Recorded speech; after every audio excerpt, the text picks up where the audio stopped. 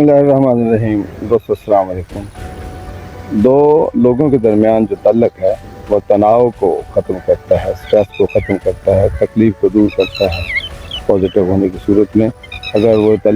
अगर ये तनाव अगर किसी के ताल्लुक़ के साथ ख़राब होता हो, ठीक ना होता हो, तनाव बढ़ता हो, तो वो ताल्लुक़ जो है छोड़ देना बेहतर रहता है।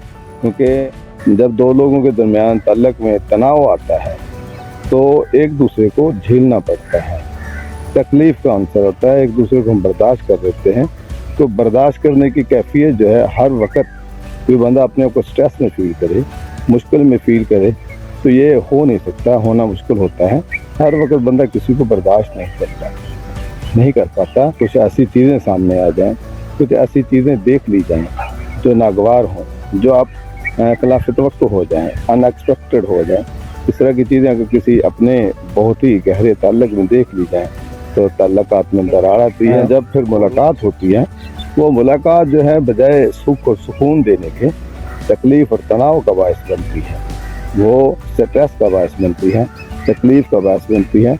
तो कोई भी ताल्लुक़, रिश्ता ज़बरदस्ती नहीं खींचा जाता, नहीं खींचना चाहिए। अगर खींचेंगे तो वो ज़ाहिर आप हर वक्त कर्ब में, तकलीफ़ में, ये सारी चीज़ों में रहेंगे।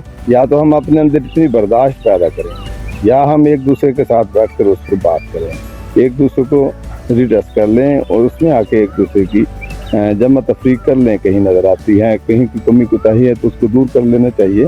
ताल्लुक़ को ऐसे जाते तोड़ना तो नहीं चाहिए, कहीं खलूस का ताल्लुक़ हो। हाँ, अनएक्सपेक्टेड खिलाफ तवक्को कुछ ऐसी चीज़ें हो जाती हैं जिस वक्त कुछ ताल्लुक़ बोझ लगने लग जाते हैं, बर्दाश्त करने पड़ जाते हैं, झेलने पड़ जाते हैं, घसीटने पड़ जाते हैं।